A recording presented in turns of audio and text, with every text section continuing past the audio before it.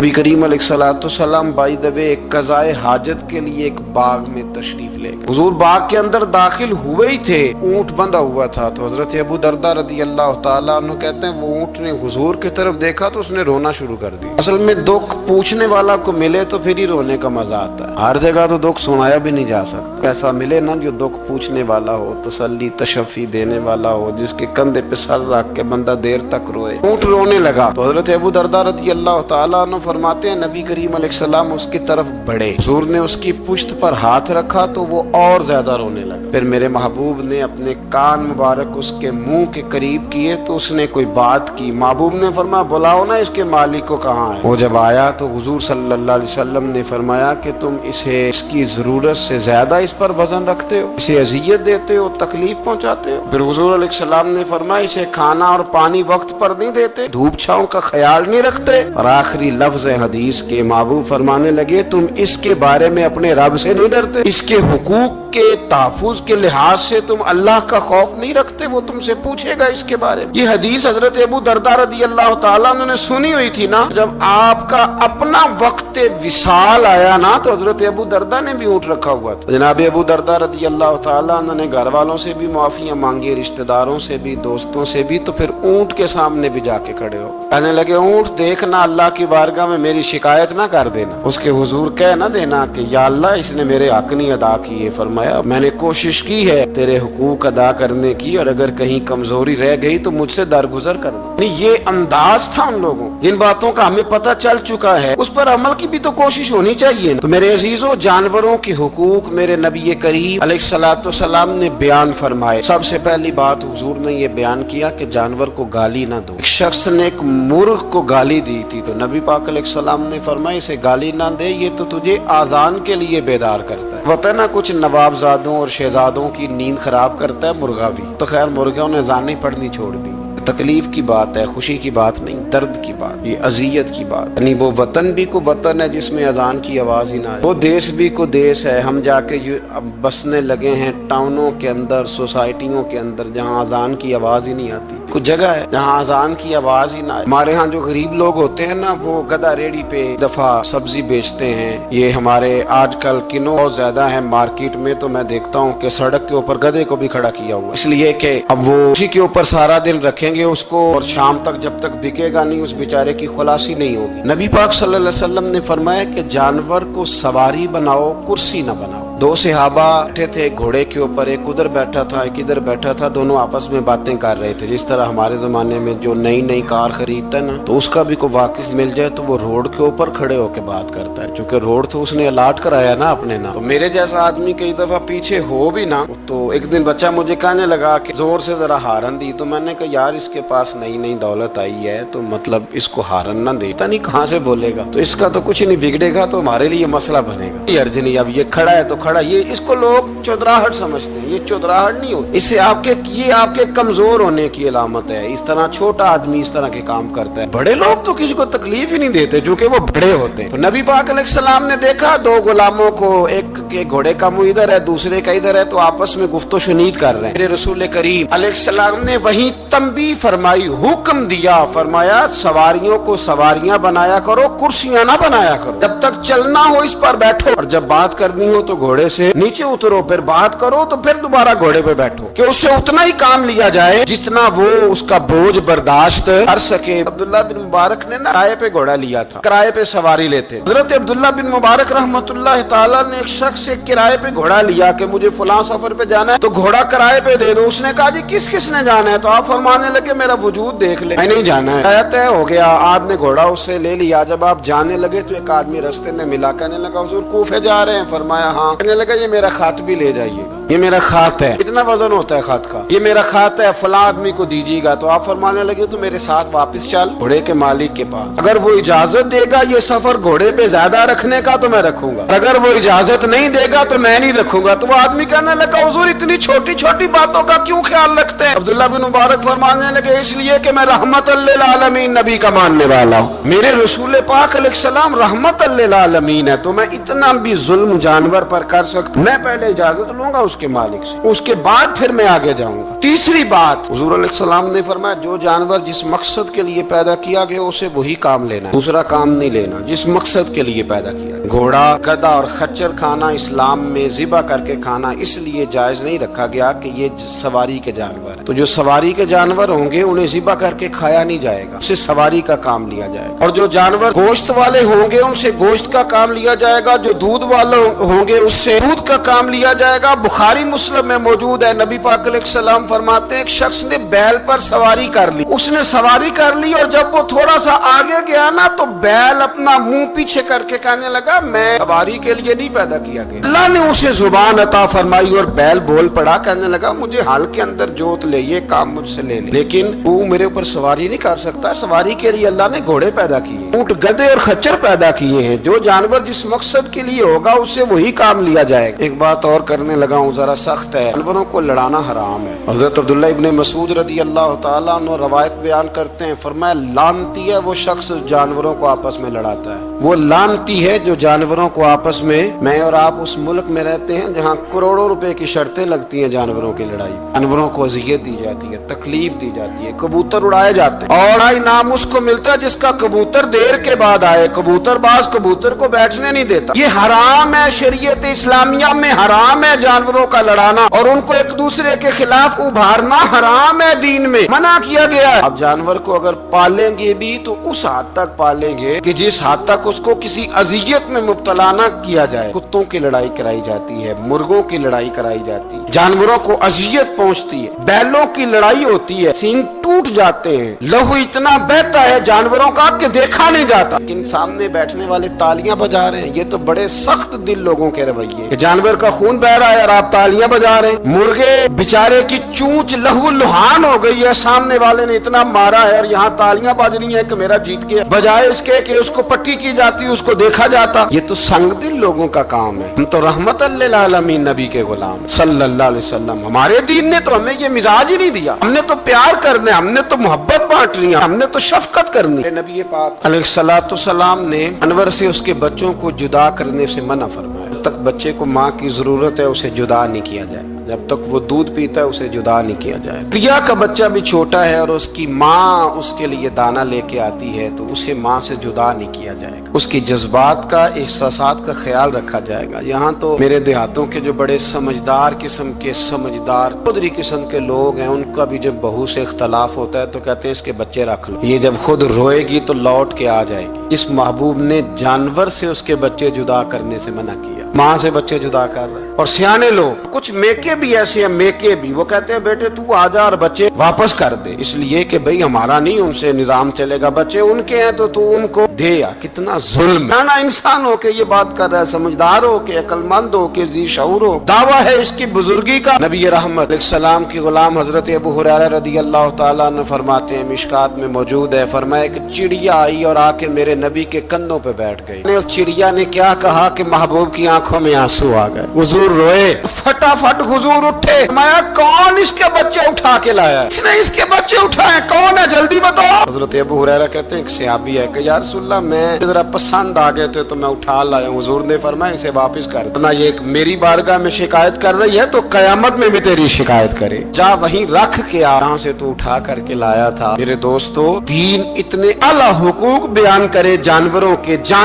और इंसान उससे आगे बढ़ के इंसानों के साथ सलूक करे। हम ना सियासत से बादशाही लेना चाहते हैं, सियासतदानों के अपनी जेब से इश्तिहार छपवा के बादशाही लेना चाहते हैं, डेरा बना के बादशाही लेना, ना ना ना। बादशाही तो रहम करने से मिलती, बादशाही तो शफकत करने से मिलती, बादशाहियां तो अल्लाह की मखलूक से प्यार करने से मिलती। बादशाहियां, इमाम अहमद बिन हंबल रहमतुल्लाह तआला अलैह फरमाते, मैंने एक मुहद्दिस का तज़किरा सुना कि वो मेरे महबूब की हदीसें बयान करते हैं तो कहते हैं मैं शौके इल्म में उनकी बारगाह में पहुंचा, जब मैं गया तो कुत्ते को खाना खिला रहे, मैंने सलाम ली तो उन्होंने जवाब तो दिया पर कोई इतनी तवज्जो नहीं की मेरी तरफ। मेरे दिल में ख्याल आया मुहद्दिस हैं और कुत्ते के साथ इतना प्यार कर रहे हैं, मेरी तरफ देखा ही नहीं। तो फरमाते हैं वो कुत्ते को खाना खिला के फारिग हुए तो मेरी तरफ देख के कहने लगे, अहमद बिन हंबल, मेरे इलाके में कुत्ते नहीं रहते, कुत्ते दूसरे शहर में ज्यादा पाए जाते हैं, ये भूखा था तो इधर आ गया था। और तुम्हें हुजूर अलैहिस्सलाम की वो हदीस तो पता होगी, नबी पाक ने फरमाया जो किसी के साथ उम्मीद लगाए और वो आदमी उसकी उम्मीद पूरी करने पर कादिर हो, फिर भी उम्मीद पूरी न करे तो कयामत के दिन अल्लाह उसकी भी बहुत सारी उम्मीदें पूरी नहीं करेगा, उसे सजा मिलेगी। उम्मीद पूरी करने पर कादिर था, मजबूर नहीं था, पर पूरी न की तो उसे कयामत के दिन सजा मिलेगी। फरमाया ये कुत्ता उम्मीद लगा के आया था मेरे घर में खाने की, अगर मैं पूरी न करता तो फिर हुजूर की उस हदीस पर अमल कैसे होता, और फिर मुझे हदीसें बयान करने का मतलब क्या समझ में आता। इमाम अहमद बिन हंबल रहमतुल्लाह तआला अलैह फरमाते हैं, मैंने कहा उस्ताद जी इजाजत दे दें। कहा किधर आए थे? कहा हुजूर जिस काम आया था ना वो मेरा बड़ा ही अच्छा हो गया, वो बड़ा शानदार हो गया, जो हदीस भी आपने बयान कर दी और सिर्फ बयान नहीं किया, आपने तो अमल करके भी दिखा दिया, आपने तो उस हदीस पर मनोवन अमल करके भी दिखा दिया। जानवर के साथ उसने सलूक करना, उसके साथ प्यार करना। कुछ जानवर मूजी होते हैं, शरीयत ने उन्हें मारने की इजाजत दी है, इजाजत दे दिया। जो जानवर तकलीफ देता है, अजियत देता है, उसे मारा जा सकता है, लेकिन जानवर के हुकूक का लिहाज करना, उस पर रहम खाना, उस पर तवज्जो देना, हम इन चीजों को समझते नहीं। अमीर मिल्लत, और अगर मैं कहूँ बानिए पाकिस्तान तो मैं ठीक कहूँगा। बानिए आर्ड था एक उस वक्त अंग्रेजों का बड़ा, जमात अली शाह साहब मुहद्दिस अली पूरी भी पाकिस्तान की तहरीक चला रहे थे और कायदे आजम भी चला रहे थे। तो लॉर्ड ने कायदे आजम से कहा था कि कायदे आजम मुझे तेरी सियासत से इतना डर नहीं आता जितना जमात अली शाह के दीन से डर आता, इतना मुझे, मैं ऑन दी रिकॉर्ड बात कर रहा हूँ जिम्मेदारी के साथ, कि तेरी सियासत से मैं इतना नहीं डरता जितना जमात अली शाह के दीन से डरता। इसलिए कि ये जब दीन का नाम लेके पाकिस्तान की बात करता है तो लोगों पे जादूतारी कर देता है, इसलिए मैं तेरी सियासत से ज्यादा इसके दीन से डरता हूँ। पीर मिल्लत पीर जमात अली शाह साहब, अबुल अरब भी कहा जाता। उन जमानों में अरब में गुर्बत आई तो यहाँ से हिंदुस्तान से चंदे इकट्ठे करके पीर जमात अली शाह साहब ले जाया करते। मदीना शरीफ में आज भी जमात मंजिल मौजूद, साहब की अपनी रिहाइश थी। मिल्लत पीर जमात अली शाह साहब ना मदीने में गुजर रहे थे तो बड़े बड़े मुरीद साथ थे। उस जमाने में लोग हाथों में छड़ी रखा करते, जानवर अक्सर होते थे तो छड़ियां हाथों में होती थी। तो पीर साहब गुजर रहे थे, बूढ़े आदमी थे, साथ थे, तो एक कुत्ता दौड़ा दौड़ा आ गया। जब वो पीर साहब के करीब से गुजरने लगा तो एक मुरीद ने ना कुत्ते की टांग पे डंडा मारा, पीछे हट जा, कपड़ों को न लग जाना। तो चौंकने लगा, रोने लगा। जब भागा ना तो लोग कहते हैं हमने अजीब मंजर देखा। 100 साल के पीर जमात अली शाह साहब पगड़ी हाथ में पकड़ी और कुत्ते के पीछे भागना शुरू कर, दौड़ के कुत्ते को उठा के लाए और यूं उसको सीने से लगाया। पीर साहब ना उस कुत्ते को अपनी रिहाइश गाह पे ले गए, अपनी पगड़ी खोल के ना तो उसकी पट्टी की, फिर दूध का प्याला उसके आगे रखा। कुत्ते ने दूध पी लिया तो पीर जमात अली शाह साहब ने हाथ बांधे लगे, मदीने के कुत्ते भी पाक की बारगाह में मेरी शिकायत न कर देना, हुजूर की बारगाह में शिकायत न करना कि या रसूलल्लाह ये आते हाजिरी देना, हमें तकलीफ देते हैं, शिकायत न करना मुस्तफा करीम की बारगाह में, मैंने नहीं इसे कहा था, इससे भूल हो गई, मैं माफी मांगता हूँ। मेरे अजीजों, वहाँ दर्द था, वहाँ सोच था, वहाँ प्यार था, वहाँ मोहब्बत थी, लेकिन हमारे रवैये इंसानों के हक में तो क्या जानवरों के हक में सख्त से सख्त तर होते जा रहे हैं। हमने अपने शौक से जानवर लड़ाने शुरू कर दिए, कबूतर उड़ाने शुरू कर दिए, तबाही पर तबाही का माहौल हम फराहम करते जा रहे हैं। इनसे प्यार करें, इनको आसानी देने की कोशिश करें। कुछ लोग ऐसे होते हैं जो बेचारे बाई नेचर ही कुछ परेशानियों का शिकार होते हैं, और कुरान मजीद ने जो इरशाद फरमाया ना कि कुछ लोग नफ्स की ख्वाहिश को अपना खुदा बना लेते हैं, तो वो बिला वजह भी बहुत सारी बातें करते हैं जिनका कोई वजूद नहीं होता। औरत को हुकूक दिलाने के लिए बहुत सारे लोग बहुत सारी गलत बातें करते हैं। जो लोग यहाँ से किसी को ले जाते थे ना दुबई, धोखा दे के और ले जाते थे, यूरोप में अरब मुबालक में धोखा दे के ले जाते थे, तो वो भी कोई ख्वाब ही तो दिखाते थे कि इतने लाख तनख्वाह होगी, इतना कुछ होगा। वहाँ जाके पता चलता था कि जेब से भी देने पड़ेंगे कुछ। बहुत सारे लोग ऐसे होते हैं, वो सारे खूबसूरती के नाम पर ही धोखा देते हैं। आपको पता है कि जो आदमी किसी को लालच देता है तो किसी को लूटने के लिए उसे लालच देना बड़ा ज़रूरी होता है। लोग पहले लालच देते हैं फिर लूटते हैं, पहले मुकम्मल लालच देते हैं, ये चीज़ मिल जाएगी, ये चीज़ मिल जाएगी। लोग मुकम्मल लालच देते हैं, उसके बाद फिर लूटते हैं। और अगर लालच ना दें तो कोई आदमी काबू आएगा? लोग लूटते हैं लालच देकर। अच्छा, अब वो जो जिसको लालच दिया जा रहा होता है वो कह रहा होता है कि नहीं नहीं तुम्हें नहीं पता, वो उस वक़्त मानने को तैयार नहीं होता। वो कहता है इतनी खूबसूरत बातें कर रहा है, इतनी अच्छे पैगाम दे रहा है, तुम मेरे दुश्मन हो, तुम मुझे मना कर रहे हो। होश तब आती है कि जब सब कुछ लुट जाता है। औरत को वैसे भी قابو کرنا بڑا آسان ہوتا ہے۔ اعلیٰ حضرت بریلوی رحمۃ اللہ علیہ فرماتے ہیں بیٹیاں نازک شیشیاں ہوتی ہیں، ان کو تو ذرا سی چوٹ لگے تو ٹوٹ جاتی۔ دیکھیں کتنا بڑا جملہ کہا بریلی کے امام، نازک شیشیاں ہیں، ذرا کوئی آدمی گمراہ کرتا ہے، ذرا خراب کرتا ہے۔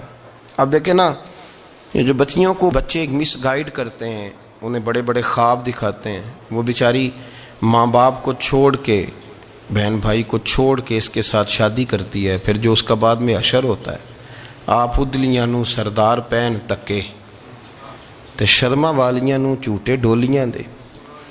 پھر وہ بیچاری ماں باپ رکھتے نہیں، وہ ظلم کرتا ہے، تو کتنی بڑی تکلیف میں وہ بچی آ جاتی۔ نازک شیشی ہوتی ہے نا تو ٹوٹ جاتی۔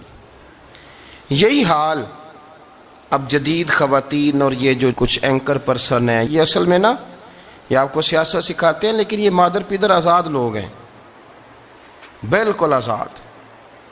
یہ تو علماء شور نہ کریں، بات نہ کریں، گفتگو نہ کریں، مشائخ بات نہ کریں، اور یہ جو کچھ سنجیدہ اور دینی طبقہ ہے یہ کچھ شور نہ کرے، یہ تو روڈوں پہ ننگے ہو کے آ جائیں معاذ اللہ۔ خوفناک نظریہ رکھتے ہیں یہ لوگ۔ عورت کو کہتے ہیں تیرے حقوق ہم تجھے لے کے دیں گے، مثلاً وہ کون سا حق ہے جو تم نے لے کے دینا ہے؟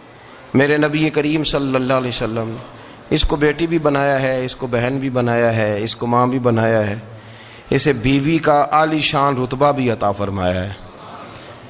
اور چونکہ بیٹی کا بھی حق بڑا بیان کیا جاتا ہے، بہن کا بھی، ماں کا بھی، اور بیوی کے معاملے میں لوگ سمجھتے ہیں کہ زیادہ بات نہیں کرنی چاہیے، شاید مسئلہ خراب ہو جائے۔ حالانکہ نبی پاک صلی اللہ تعالیٰ علیہ وسلم نے بیوی کے بارے میں پتہ کیا فرمایا؟ فرمایا جب تم نکاح کر لیتے ہو تو اپنا ایمان محفوظ کر لیتے ہو۔ اب میں اس کی شرح نہیں کرتا، اب خود کر لیجئے گا کہ وہ ایک ایسی شخصیت ہوتی ہے کہ جس کی موجودگی میں آپ کا ایمان محفوظ ہے۔ اب میں نہیں سمجھتا کہ اس سے بڑی بات کوئی اور ہو سکتی ہے، جس کی موجودگی میں آپ کا ایمان، اور بھئی یہ حدیث پاک عرض کر رہا ہوں، نکاح جب کوئی کر لے تو اس نے اپنا ایمان مکمل کر لیا۔ اس کا معنی یہ ہوا کہ آپ کا ایمان محفوظ ہے اس کی موجودگی میں، تو اس سے زیادہ بھی، یعنی ایمان سب سے قیمتی چیز ہے نا، تو اس کے محفوظ ہونے کی وجہ حضور نے نکاح بیان کر دی۔ اب میرا خیال ہے بی بی اگر کوئی اس سے بڑا حقوق مانگے گی تو بیوقوفی کرے گی۔ اتنا بڑا درجہ نبی کریم نے اسے عطا کر دیا، اتنا بڑا مقام دے دیا کہ تو خاوند کے ایمان کے محفوظ ہونے کا ذریعہ بن گئی ہے۔ عورت کو جو حقوق رسول کریم صلی اللہ تعالی علیہ وسلم نے عطا فرمائے، نبی پاک نے جو حقوق دیے، دیکھیں نا، حضرت عبداللہ ابن عمر رضی اللہ تعالیٰ عنہ کی اہلیہ بیمار تھی، تو جلدی جلدی سے وہ آئے، تو جب بہت جلدی ہو، سفر بڑا شدید تھا، تو آپ نے جلدی سے نماز ادا کی، جلدی سے چلے۔ آپ کے خادم کہنے لگے حضور خیریت ہے؟ فرمایا میری بیوی بیمار ہے۔ تو اس نے عرض کی حضور آپ کی اہلیہ بیمار ہے، تو آپ نے نماز بھی جلدی سے پڑھی، سفر بھی جلدی جلدی کیا۔ تو فرمانے لگے یہ وہ چیزیں ہیں جو ہمیں مدینے والے رسول نے سکھائی ہیں۔ آپ اس کیفیات کو سمجھیں کہ حضور صلی اللہ علیہ وسلم نے درس دیا۔ اور پھر ایک اور بہت بڑی بات، یہ فضیلت کسی اور کو نہیں دی، جو عورت کو حضور نے فضیلت دی، یہ فضیلت کسی اور کو نہیں دی۔ کبھی حضور نے فرمایا کہ تمہارا ابا تمہارے ساتھ بہت سخت رویہ کرے تو تم نے اس کو اس سختی پر داد دینی ہے؟ فرمایا چلو اگر وہ زیادتی بھی کرے تو تم نے اس کے ساتھ سلوک اچھا ہی کرنا ہے۔ لیکن آپ ایک بات کو سمجھے نا کہ بچے کے بارے میں، بیٹے کے بارے میں، بیٹی کے بارے میں فرمایا 10 سال کے ہو کے نماز نہ پڑھیں تو سختی کرو، تمہارا ڈنڈا بھی لٹکنا چاہیے۔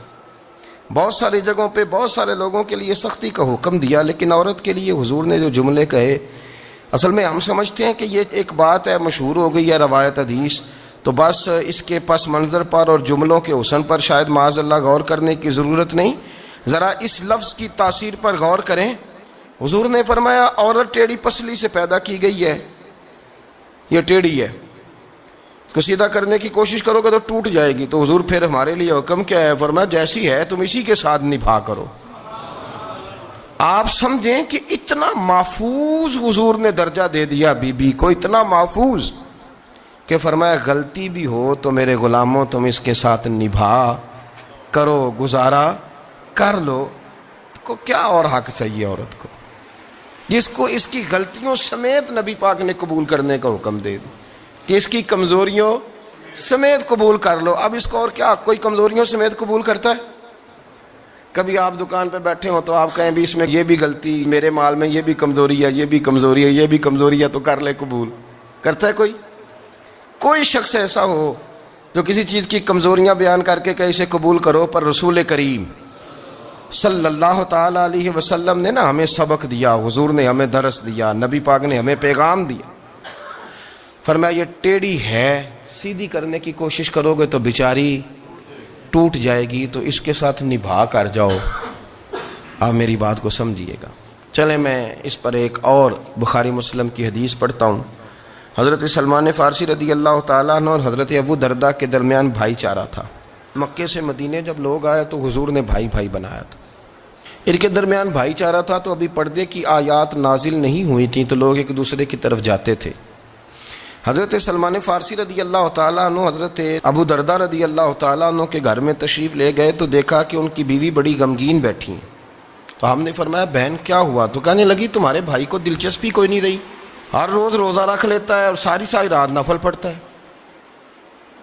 حضرت سلمان فارسی کہنے لگے ٹھیک ہے کر لیتے ہیں بندوبست. نماز دین ہے کہ نہیں؟ دین ہے نا یہ چیزیں. لیکن حضرت سلمان فارسی جناب ابو درداء سے کہنے لگے آج میں نے تیرے گھر میں رہنا رات کو، کیونکہ وہ تو ساری رات نماز پڑھتے تھے، نفل پڑھتے تھے. انہوں نے کہا ٹھیک ہے. ایک بستر لا کے بچھا دیا حضرت سلمان فارسی کے لیے. سلمان فارسی فرمانے لگے دوسرا بھی لا. کہا وہ کیا کرنا ہے؟ فرمانے لگے تو نے بھی سونا ہے، میں نے بھی سونا ہے، تو نے بھی سونا ہے. عشاء پڑھیں گے اور پھر دونوں سوئیں گے. کہا میں نے تو نماز پڑھنی ہے. فرمایا تہجد کے وقت اٹھ کے پڑھیں گے، اللہ کے رسول بھی رات آخری حصے میں جا کے نماز پڑھتے ہیں. ادھر ساتھ سلا لیا. وہ تھوڑی کو دیر سوئے، اب عادت تھی ساری رات اٹھنے کی، ذرا اٹھنے لگے بستر سے تو حضرت سلمان فارسی فرمایا چپ کر کے سو جا، وہ بڑی رات پڑی ہوئی، چپ کر کے سو جا. وہ لیٹ گئے، پھر اٹھنے لگے تو فرمایا سو جا چپ کر کے، بڑا ٹائم ہے. سحری کے وقت اٹھے، نفل پڑھے. ان کا ارادہ تھا روزہ رکھنے کا تو فرمانے لگے کل رکھا تھا نا نفلی روزہ؟ جی رکھا تھا. پرسوں بھی رکھا تھا، ترسوں بھی رکھا تھا. فرمایا آج نہیں رکھنا، آج میں تیرا مہمان ہوں، سارا دن کٹھے مل کے روٹیاں کھائیں گے، آج نہیں روزہ رکھنا. سلا دیا. اب حضرت ابو درداء رضی اللہ تعالیٰ عنہ کہہ تو کچھ نہ سکے، پر کہنے لگے سلمان تم پتہ تم کیا کر رہے ہو؟ نہ تم نے مجھے رات اٹھ کے زیادہ نفل پڑھنے دیے، سویرے روزہ نہیں رکھنے دیا. تو حضرت سلمان فارسی کہنے لگے کوئی لمبی بات تو نہیں نا؟ چلتے ہیں نا ابھی فجر میں مسجد نبی میں تو نبی پاک کو بتاتے ہیں. سرکار دو عالم علیہ السلام کی خدمت میں تو اپنی بات کرنا، میں اپنی کروں گا. حضور نتیجے کا اعلان فرما دیں گے، بات طے ہو جائے گی. حاضر خدمت ہوئے، عرض کی یا رسول اللہ صلی اللہ تعالی علیہ وسلم یہ ساری رات نفل پڑھتے ہیں، ہر روز روزہ رکھتے ہیں، ان کی اہلیہ غمگین بیٹھی ہیں، حکم فرمائیں. تو نبی پاک صلی اللہ علیہ وسلم نے فرمایا پھر ہوا کیا؟ یا رسول اللہ میں نے رات سلایا ہے، سحری میں اٹھایا ہے، سویرے روزہ نہیں رکھنے دیا. نبی پاک نے فرمایا سلمان فارسی نے ٹھیک کیا، سلمان فارسی نے ٹھیک کیا. پھر حضور نے فرمایا، نبی کریم نے فرمایا ابو درداء تیرے اوپر اگر اللہ کا حق ہے، اس کے رسول کا حق ہے، دین کا حق ہے، تو فرمایا تیری آنکھ کا بھی تیرے اوپر حق ہے، تیرے وجود کا بھی تیرے اوپر حق ہے. یہ حضور نے فرمایا تیرے بچوں کا بھی تیرے اوپر حق ہے، تیری بیوی کا بھی تیرے اوپر حق. اس حق کو بھی سمجھے. حقوق اللہ بھی ہیں پر تیری آنکھ کا بھی تیرے اوپر. کیا مانا کہ تیری آنکھ سونا چاہتی ہے تو اسے سلا بھی، تیرے وجود کا بھی تیرے اوپر حق. تو تیرا وجود آرام کرنا چاہتا ہے تو اسے آرام بھی کرا. اور پھر وہاں نبی پاک صلی اللہ علیہ وسلم نے فرمایا میں تم سب، سننا یہ لفظ حدیث کے، حضور نے اسی موقع پر فرمایا میں تم سب سے زیادہ اپنے رب کو جانتا ہوں اور میں تم سب سے بڑھ کر اپنے رب سے ڈرتا ہوں. حضور فرمانے لگے میں روزہ بھی رکھتا ہوں، افطار بھی کرتا ہوں، یعنی کبھی رکھتا ہوں اور کبھی نہیں رکھتا. فرمایا میں نفل بھی پڑھتا ہوں اور اپنی بیویوں کو وقت بھی دیتا ہوں. سرکار مسجد میں بھی آتے تھے، نواسوں کے ساتھ کھیلا بھی کرتے تھے، ان کے ساتھ پیار بھی کرتے تھے. تو اتنے بڑے حقوق حضور نے بیان فرمائے عورتوں کے کہ تمہاری بیوی کا بھی تمہارے اوپر. لو ایک حدیث بخاری کی اور یہاں بیان کر دیتا ہوں. ایک شخص نے آ کے عرض کی یا رسول اللہ صلی اللہ تعالی علیہ وسلم جہاد کے لیے تیاری ہو گئی ہے، صفیں بن رہی ہیں، مجاہدین کی تیاری ہے، تو میرا بھی نام لکھ دیا گیا ہے مجاہدوں کی لسٹ میں، لیکن یا رسول اللہ صلی اللہ تعالی علیہ وسلم میری بیوی نے حج کی تیاری کر لی ہے. اور میرے دوستوں نے صحابہ نے میرا نام مجاہدین کی لسٹ میں لکھ دیا، تو میرے لیے کیا حکم ہے؟ یہ بخاری مسلم ہے۔ تو نبی پاک صلی اللہ تعالیٰ علیہ وسلم نے فرمایا جہاد پہ کوئی اور چلا جائے گا تو بیوی کے ساتھ حج کرنے جا، اسے محرم کی ضرورت ہے، وہ تیرے بغیر کیسے جائے گی؟ مجاہدین کو تو اور مجاہد مل جائے گا، پر تو اپنی بیوی کے ساتھ جانا۔ نبی پاک صلی اللہ علیہ وسلم نے مرد کو محافظ بنایا ہے، عورت کو مرد کا قیدی نہیں بنایا، بلکہ عورت کو حفاظت عطا کی اور مرد کو اس کا محافظ بنایا۔ اب بچیاں آزاد ہونا چاہتی ہیں، اور آزادی بھی وہ والی کہ جو بنیادی طور پر آزادی نہیں، فحاشی ہے۔ میں نے بہت پہلے کہا ہے کہ اسلام بیٹیوں کو قیمتی سمجھتا ہے۔ جس بندے کے پاس 20 تولے سونا ہو وہ چوک میں لے کے نہیں آتا، وہ قیمتی چیز ہے، اس نے چھپا کے رکھی ہوتی ہے۔ تو جو نبی پاک صلی اللہ علیہ وسلم کا کلمہ پڑھنے والے بیویاں، اسلام انہیں قیمتی سمجھتا ہے، کہتا ہے کہ تم قیمتی ہو لہذا گھر کے اندر رہو، تم باہر نہ ہو۔ لیکن عورتیں ہیں کہ ان کو بلا وجہ لوگ خراب کر دیتے ہیں اور بلا وجہ وہ اس مغالطے کا شکار ہو جاتی ہیں۔ اب آگے بڑھتے ہیں۔ قرآن مجید نے سورہ نور کی آیت نمبر 30 میں کہا کہ کل للمؤمنین یغضوا من ابصارہم، فرمایا کہ اے محبوب علیہ السلام مومن مردوں سے کہہ دو کہ اپنی نظریں جھکا کے رکھیں، اپنی نظریں۔ اور اگلی آیت میں فرمایا وَقُلْ لِلْمُؤْمِنَاتِ یغضضن من ابصارہن، فرمایا کہ اے محبوب مومن عورتوں سے بھی کہہ دو کہ اپنی نظریں جھکا۔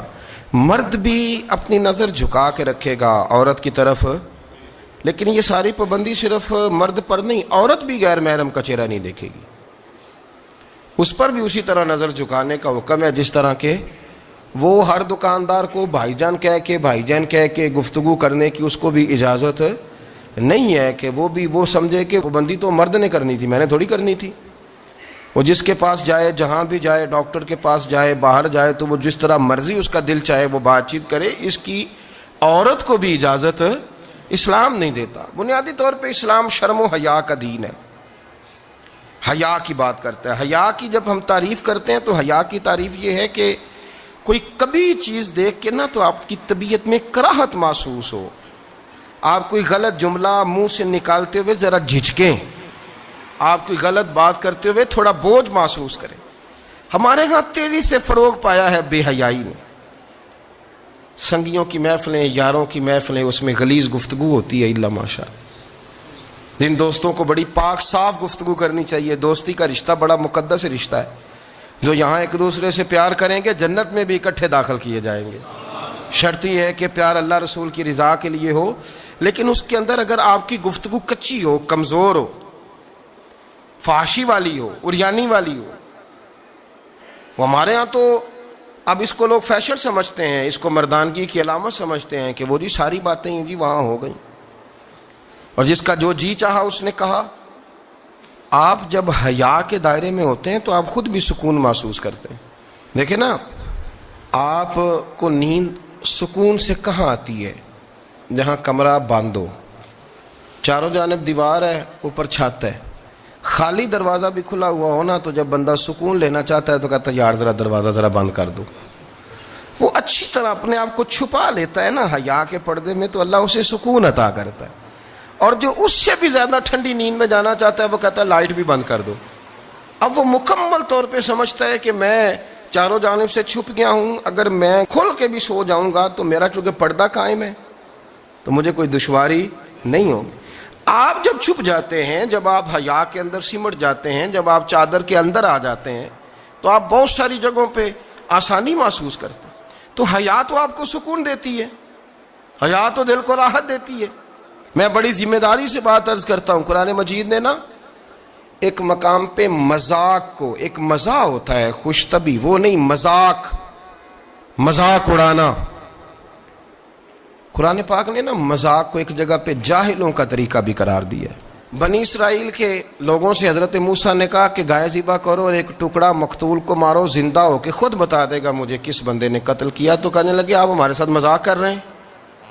تو قرآن مجید کہتا ہے کہ حضرت سیدنا موسیٰ علیہ السلام فرمانے لگے اعوذ باللہ ان اکون من الجاہلین، فرمانے لگے میں اللہ کی پناہ مانگتا ہوں کہ میں جاہلوں میں سے ہو جاؤں۔ یہ مذاق کرنا تو جاہلوں کا طریقہ ہے. اگر آپ کی زبان سے بے حیائی کا جملہ نکل گیا، اگر آپ کی زبان سے بے حیائی کا جملہ نکل گیا، آپ نے کہہ دیا کہ ہم آزاد لوگ ہیں، جو مرضی کریں گے، جو مرضی کہیں گے، جو ہمارا دل میں آئے گا کریں گے، تو پھر تو لوگ آپ کا وہ حشر کریں گے کہ آپ سے برداشت ہی نہیں ہوگا. جس کا لوگ مذاق بنا لیتے ہیں اور جو مذاق بن جاتا ہے پھر اسے کوئی جینے دیتا ہے. آپ حیا کی چادر میں چھپیں گے تو بچیں گے. اگر آپ نے اپنا مذاق بنوا لیا یہ کہہ کہ میں نے مرضی کرنی ہے، پھر یاد رکھنا چھپنے کو جگہ نہیں ملے گی، پھر تکلیف میں آ جائیں گے، پھر بہت بڑی اذیت کا شکار ہو جائیں. شرم و حیا، عرب کے اندر جو کنواری لڑکیاں تھیں ان میں بڑی حیا ہوتی تھی.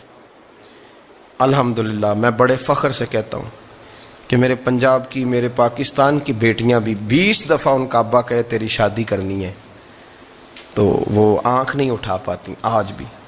یہ تو وہ چند لوگ ہیں جو کہتے ہیں ہم ہائی کلاس ہو گئے، ہمیں نہیں پتا کہ وہ روشن خیال ہو گئے ہیں کہ روغن خیال ہو گئے، پتہ نہیں کدھر چلے گئے.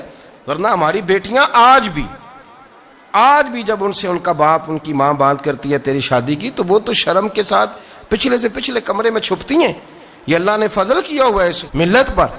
تو عرب کی لڑکی بڑی حیا والی ہوتی تھی، اس سے کوئی بات کرنی پڑتی تھی تو 20 دفعہ بات کی جاتی، پھر بھی وہ عورت چھپتی پھرتی تھی.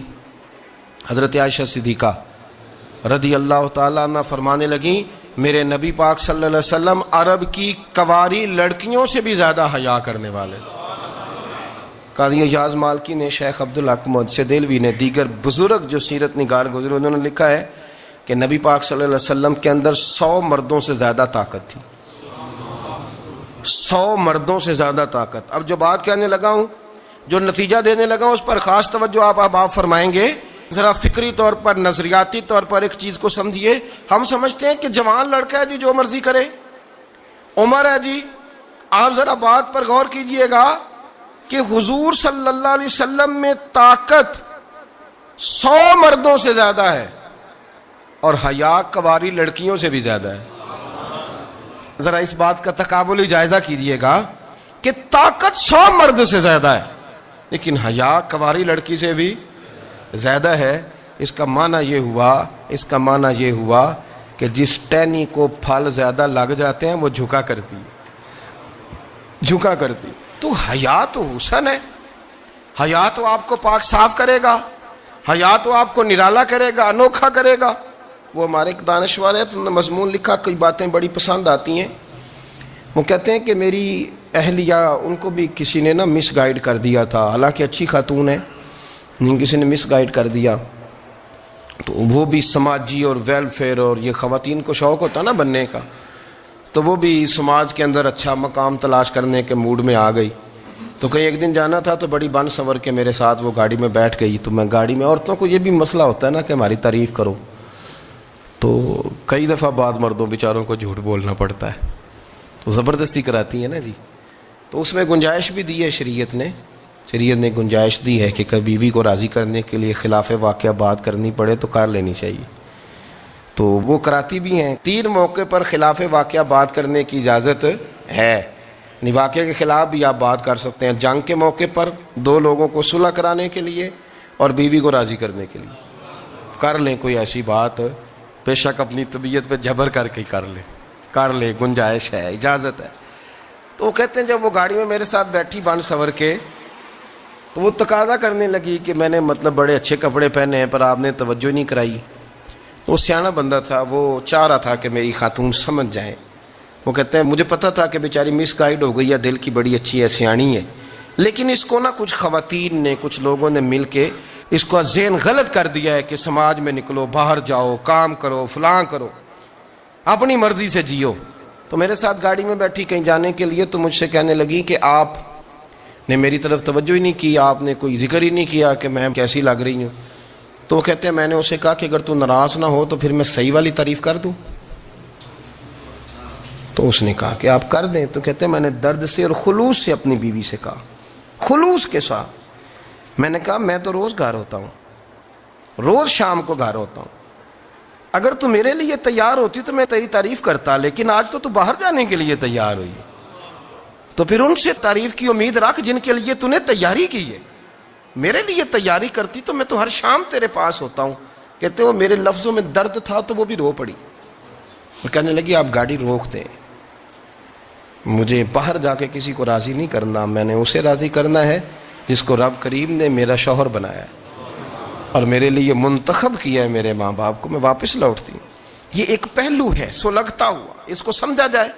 رسول کریم صلی اللہ علیہ وسلم عرب کی کواری لڑکیوں سے زیادہ حیا والے تھے, کواری لڑکیوں سے زیادہ حضور حیا فرمایا کرتے تھے.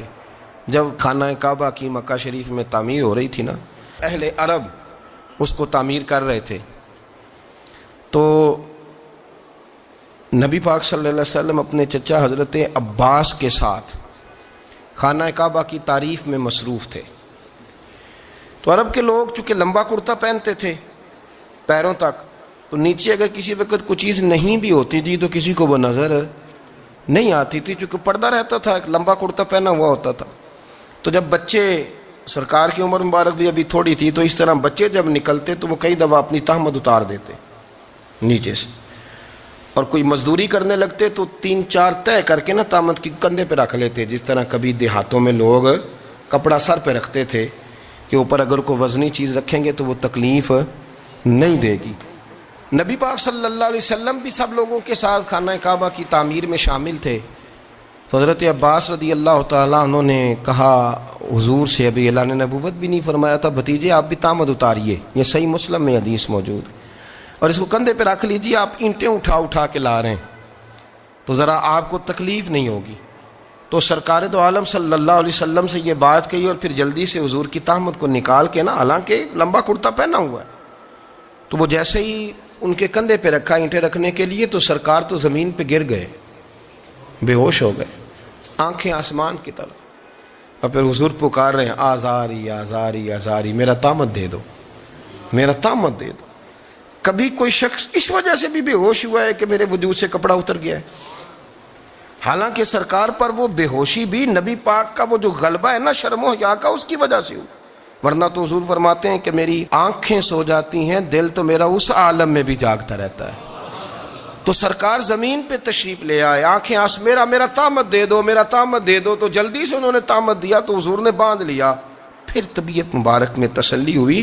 یعنی ہم اس رسول کے غلام ہیں کہ جن کے تو وجود سے کپڑا اتر جائے تو حضور برداشت نہیں کرتے, قبول نہیں فرماتے, تکلیف شروع ہو جاتی. لیکن یہاں نوجوان ہیں اور بڑا قد کاٹ ہے اور بڑے بڑے سمجھدار لوگ ہیں, گرمی آتی ہیں تو شارٹ کپڑے پہن کے گھومتے ہیں, ان کو خیال نہیں کہ یہ وہ والا لباس ہے جو باہر تو کیا گھر میں اماں کے سامنے نہیں پہننا چاہیے, بہنوں اور بیٹیوں کے سامنے نہیں پہننا چاہیے. آپ کی گفتگو میں شرم و حیا ہو, آپ کے لب و لہجے کے اندر حسن ہو.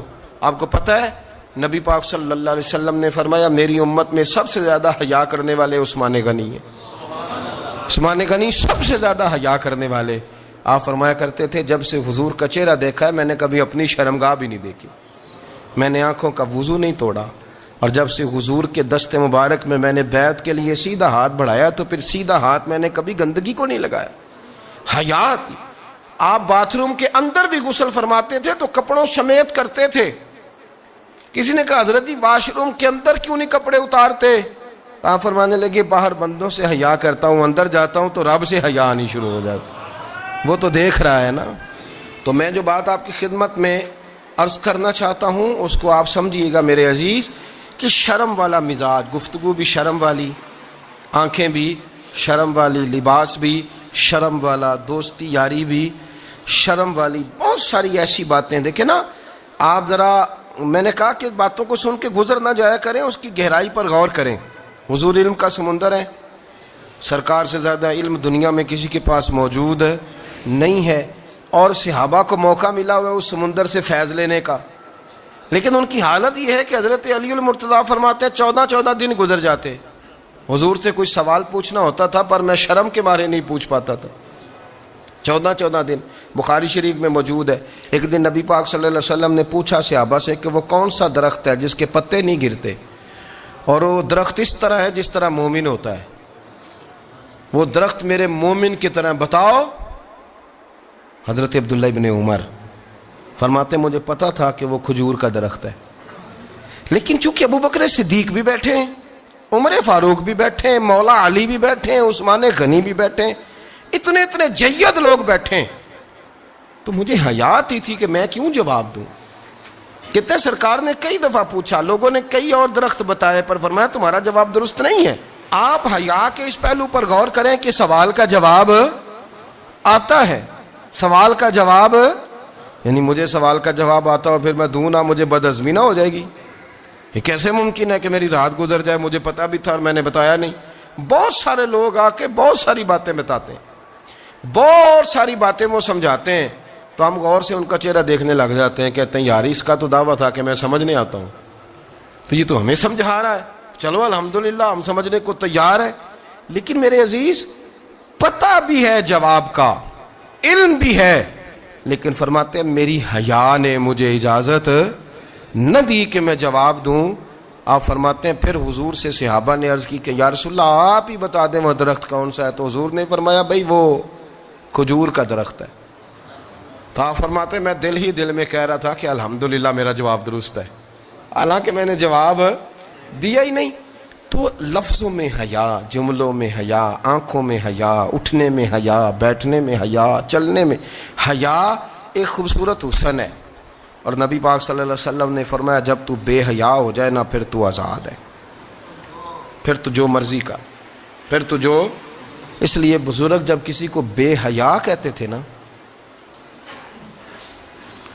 اللہ اکبر, اور جب کسی کو کہتے تھے نا یہ بے حیا ہے, تو لوگ سمجھتے تھے کہ ہلکی سی بات کر دی, لیکن ان کا معنی یہ ہوتا تھا کہ بس بھائی اب اس کے ساتھ کوئی کلام کرنے کی ضرورت, اس کو اب اصلاح کی ضرورت نہیں, یہ بے حیا ہے. کیا معنی کہ اب یہ جو اس کے دل میں آئے گا وہ کرے گا, جو اس کی طبیعت چاہے گی وہ کرے گا, اب یہ کسی پہلو بھی قابو آنے کو تیار, بے حیا ہو گیا. بے حیائی بہت بڑا عیب ہے. اور جو لوگ کہتے ہیں کہ ہمیں بالکل آزادی ہونی چاہیے, ہمارا اپنا جسم ہے تو ہماری اپنی مرضی چلے گی. ایک وزیر صاحب ہیں, پتہ نہیں میں ان کو جانتا تو نہیں, انہوں نے سینٹ میں تقریر کی ہے, میں نے ان کی بات سنی ہے. اس نے کہا نہیں نہیں بھائی جسم رب کا ہے تو مرضی بھی تو رب کریم کی چلے گی, اور مرضی بھی یہ مرضی بھی اللہ کی. یہ مجھے تھوڑا سا مسئلہ ہے جسم پر, کبھی کبھی مجھے کثرت سفر سے الرجی ہو جاتی ہے. میرے ساتھ لوگ نا دل سے پیار کرتے ہیں, شاید ہی کوئی اچھا ڈاکٹر ہو جس تک میرے سنگی مجھے لے کے نہ گئے ہوں, پر جسم اللہ کا ہے نا, مرضی بھی جب وہ چاہے گا صحت دے گا. کیوں کچے کاموں میں لوگ پڑ گئے, کیوں غلط لوگ سوچ میں پڑ جاتے ہیں, یہ اسی کا ہے. اور جب وہ چاہے گا, آپ اس بات کو اچھے طریقے سے سمجھ لیں کہ جو اپنی مرضی چوکوں چوراہوں میں کر رہے ہوتے ہیں نا, جو مرضی گاندمند, وہ جانور ہوتے ہیں, وہ جانور ہوتے ہیں جو نہ چونک دیکھتے ہیں نہ گلی دیکھتے ہیں, نہ انہیں پتہ ہوتا ہے کہ جگہ کون سی ہے. وہ انسان, میں نے کہہ دیا جو میں نے کہنا تھا, میں نے کہہ دیا, وہ جانور ہوتے ہیں. اور جو کچھ انسان ہوتے ہیں نا, ان کے اندر کچھ نہ کچھ پھر شرم حیا بھی ہوتی ہے. وہ چوکوں چوراہوں میں وہ حرکتیں اور وہ کام نہیں کرتے جو جانور کرتے ہیں. ان کے لیے بڑے پردے ہوتے ہیں, ان کے لیے بڑی باتیں ہوتی ہے, ان کے لیے بڑا کچھ ہوتا ہے. جو بالکل آزاد ہو جائے, کوئی پتہ نہ ہو کس وقت کیا کہنا ہے کیا کرنا ہے, تو پھر وہ دائرہ انسانیت سے خارج ہو جاتا ہے. ہم آپ کو کیا دعوت دیں, آپ تو وہ باتیں کر رہے ہیں جو اسلام کا انسانیت کے حق میں بھی ٹھیک نہیں. آپ تو وہ والی باتیں کر رہے ہیں جن کا انسانیت بھی تقاضا نہیں کرتی کہ یہ باتیں ہونی چاہیے.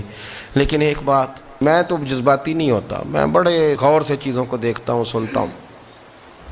اور نہ میں ان موسمی مینڈکوں کی, وہ مجھے عاتق صاحب کہنے لگے جی بڑے بڑے مولوی ایک بندے کے ساتھ بیٹھے ہوئے ہوتے تھے اور وہ روزے میں بڑے بڑے درس دیتا تھا, تو وہ بھی فلانی حرکتیں کر رہا ہے. تو میں نے کہا ہم نے تو پرانا کہا تھا کہ موسمی مینڈک ہے, تو پرانے کہہ رہے ہیں کہ اداکار ہے, تو وہ جہاں کاسٹ کریں گے وہاں وہ اداکاری کرے گا. آپ کسی مذہبی جگہ کر لیں تو وہاں کر لے گا, کہیں اور جگہ کریں گے تو ہم تو پرانا کہہ رہے ہیں.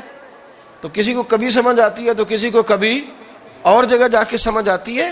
ہم ان لوگوں سے پریشان نہیں ہوتے. کیوں؟ سن لیں, کوئی مایوسی نہیں.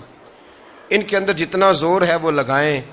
یہ ملک بنا ہے رسول اللہ کے نام پہ, یہ اللہ نے تحفہ دیا ہے امت مسلمہ کو, یہ نبی پاک کے نام پہ بنا ہے. تو یہاں جھنڈا بھی وہی والا بلند ہونا ہے جو مدینے والے رسول کا جھنڈا ہے, اور یہاں وہی کام چلے گا جو نبی پاک نے بیان فرمایا. تو اس طرح کئی لوگ آتے ہیں, وہ شور شار کرتے ہیں, چلے جاتے ہیں. اتنے نہ پریشان ہوا کریں. بہت سارے لوگ تو بیچارے اس قابل بھی نہیں ہے کہ ان کا نام لیا جائے.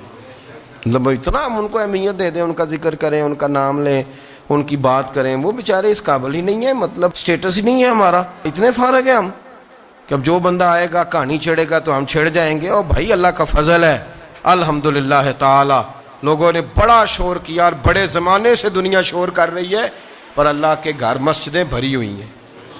مسجدیں بھری ہوئی ہیں. ہماری بیٹیاں پردے کرتی ہیں, پردے کو پسند کرتی ہیں, وہ حجاب میں رہتی ہیں, وہ سمجھتی ہیں کہ ہمارا اصل حسن کیا ہے. تو یہ پراپوگنڈا پرانا چلا آ رہا ہے, اس کا اللہ کے فضل سے امت مسلمہ پہ نہ کبھی اثر ہوا ہے اور نہ کبھی ہوگا انشاءاللہ. اللہ تعالی ہمیں حق پر استقامت